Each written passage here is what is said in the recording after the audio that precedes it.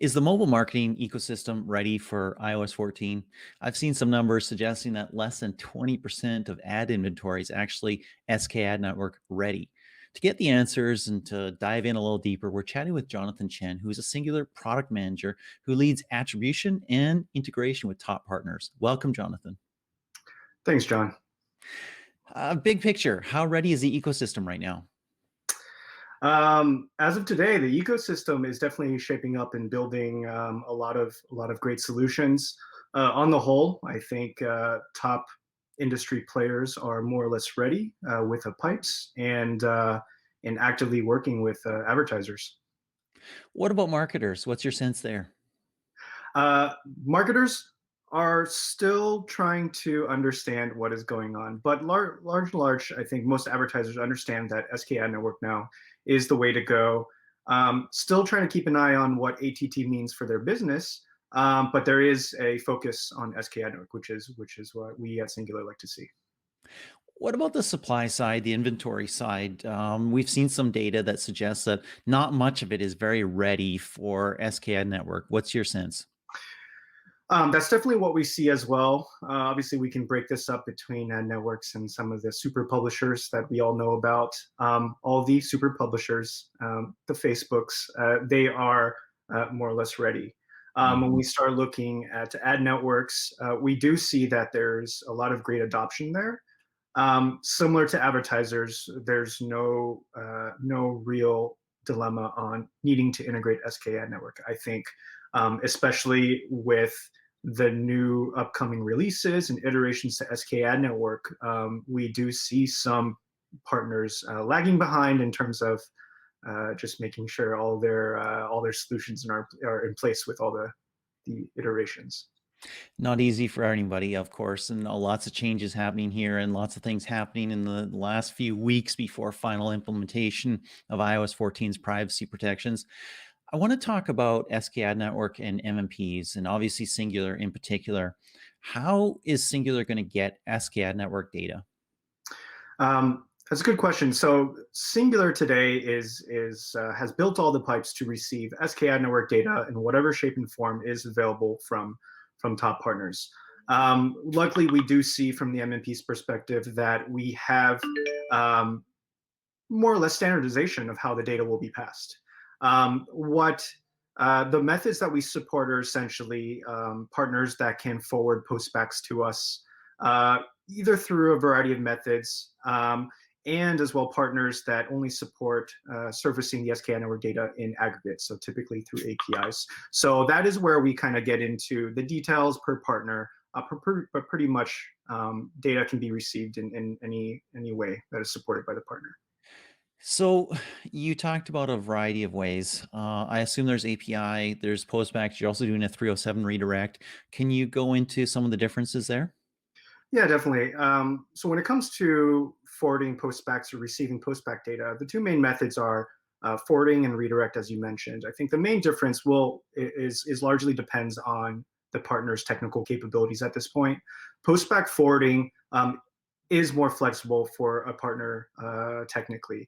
It gives them the ability to send the postback or forward the postback according to their own, let's say, timing. It does have its pros and cons.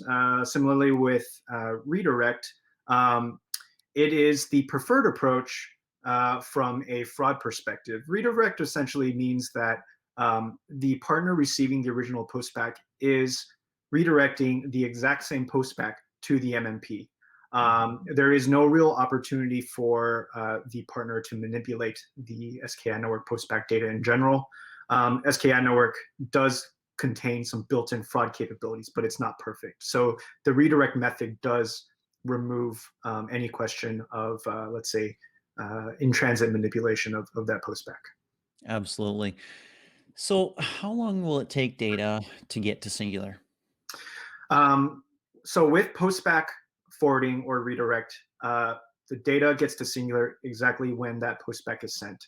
Um, Obviously, if there are delays by the partner forwarding the postback, that will be the delay that Singular gets it. But as soon as Singular gets the postback, we process that data immediately, and it is surfaced in all our reporting. Is there anything a mobile marketer can do to speed that up? Um, so there's ways to do that in testing and also in production. So in testing, Apple has released a few tools to help reduce that SKAdNetwork post-back delay. It's only for testing the pipes. Obviously, it's not realistic to get real performance data from those tests. In a real production environment with live apps, live campaigns, the only real way to reduce any delay is tweaking what we at Singular call the measurement period, right? So the measurement period that we support in our SKAdNetwork conversion models is simply defines the time that conversion values will be reported to Apple, time since install. So there's been a lot of talk in the industry about what's the best measurement period to use. It is a delicate balance between using a shorter time to get SKAdNetwork postback sooner versus using a longer amount of time where you get more data, more insights, but obviously at a cost of waiting, let's say 7 days to get that postback. It's going to be very interesting to see what marketers do with that, right? Do you want instant data? Do you want richer data? And there's going to be some challenges with that as well, because if your conversion methodology is complex, if you're looking for a lot of different things, you may hit multiple privacy thresholds as well for each different type of dimension that you're trying to get back. Seems to me that shorter and quicker might make more sense, but I'm sure we'll see a lot of testing there. So the data comes into Singular's dashboards. How will marketers see it? Yeah, so at Singular, we support both aggregate and what we call user level data in a variety of ways.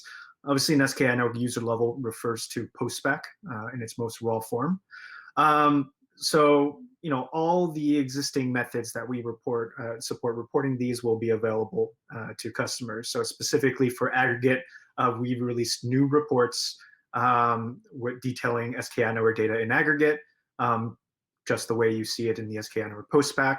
Similarly, for our ETL and data destinations product, we support exporting all that data and shipping it to your data warehouse. Mm-hmm. Will it get combined with non-SKAd network data? So that's a good question. At Singular, there's at least two different types of non-SKAdNetwork data. There is the attribution data, or the classic attribution data that we are used to seeing. Let's say it's IDFA or device user level based, and then you have what we call network data. So this is data that we are pulling from ad network partners, usually through their aggregate APIs. And this usually contains things like spend and campaign data. So today we are already pulling the network data for SKAdNetwork. So along with the raw SKAdNetwork insights you're getting from the postbacks, we are combining that with campaign names, creative names, spend, basically depending on what the partner supports, we are combining that data. In the future, for attribution data, it's interesting to support combining that.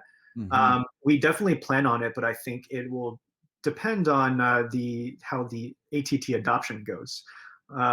In the hypothetical scenario where nobody implements ATT, there will presumably be no paid installs with your classic IDFA data. So we'll see. It's definitely something we're eyeing. Yeah, everything is changing and will continue to change as the situation evolves. Interestingly, in an unreleased report that I just gathered data on, I surveyed 600 consumers, and 40% said that they would allow an app to actually track them, get their IDFA. So we'll see if that happens in practice as well. And of course, we have some other data on that. I also want to talk a little bit about mobile web. I want to talk about deep links, deferred deep links, and attribution. How does SKAdNetwork and all of this iOS 14 stuff impact deep links? Um, so there's two parts to deep linking. There's the functionality and the user experience Hmm. that the end user sees, and there's the measurement and insights part of it. So deep links, redirecting user experience will continue to work, and that is because it is a on-device technology. whether it is the advertiser, app developer serving their own deep links, or working with a third-party technology provider such as an MMP to serve deep links. All that stuff happens on device. Now, where the question gets interesting is on the measurement side of things. Measurement equates to attribution, pretty much in all use cases. Now, this goes into ATT supported and non-supported use cases. To sum it up, measurement on deep links will generally be supported when ATT consent is given. Now that means that Given or known? Or known and given? Known and given. Yes. Essentially, when you have the IDFA, it's generally assumed that that is where you have ATT consent, and that is where deep link measurement attribution is allowed by Apple. Talk about deferred deep links and the difference there. Yeah, so deep links, which is deferred deep links, which is often confused with deep links, are technically two separate things. So deep links refers to engaging users who already have the app. And what that means is that if they click on a deep link, they are directly deep linked into the app, and the app is opened. Deferred deep links is for engaging users who do not yet have the app installed, but you want to serve them some relevant user experience as soon as they open the app for the first time, hence the name deferred. The difference is deferred deep link, the user experience does depend on attribution happening before that. If you engage with an ad, some server, generally an MMP server, would record it. They would know that this user, clicked on this ad, and when the user finally opens the app, the MMP would be able to say, "Hey, yeah, we know this user clicked on this ad. We also know that this user needs to get this user experience because of that." Mm-hmm. So the attribution decision happens first. For deferred deep linking, the user experience is directly tied with attribution. So it means that if we look at Apple's guidelines, deferred deep linking is not supported if ATT consent is not given. Interesting. Now, universal links still work, right? The Apple supplied technology. Yep, exactly. Universal links, which is an iteration of deep link technology, still happens on device. So same thing, the user experience is unhindered, but the measurement will depend on ATT. Absolutely. I want to talk a little bit about view-through attribution because that's a relatively new thing in SKAdNetwork. And how's it going to work? Yeah, so view-through attribution is going to be introduced with iOS 14.5, and that coincides with SKAdNetwork version 2.1. So it's definitely not live yet, but it's pretty well documented on Apple's side, enough to understand how it's going to work. So view-through attribution is introduced, and from a SKAdNetwork postback perspective, there's just a new field that tells the partner or the MMP if this was essentially a click or a view. Mm-hmm. We do know that Apple's interpretation and handling of click versus view through aligns with the classic last touch methodology. So this generally means clicks are prioritized over views, as well as from an attribution window perspective. We know click through is 30 days for Apple. Mm-hmm. View through implementation by Apple is using a fairly standard 24-hour view to install window. So that's good news in that it's roughly adhering to standards. But unfortunately, as we know with click-through SKAdNetwork, there really isn't a customization of that attribution window. And you've got some concerns about fraud as well, correct? Yeah, exactly. So for click-through, generally, a click is user intent, and generally, if there is a signal and Apple knows that a click has happened, it's pretty fair to say that there is no fraud there. With view through, there's all sorts of things that complicate whether or not there was actually intent.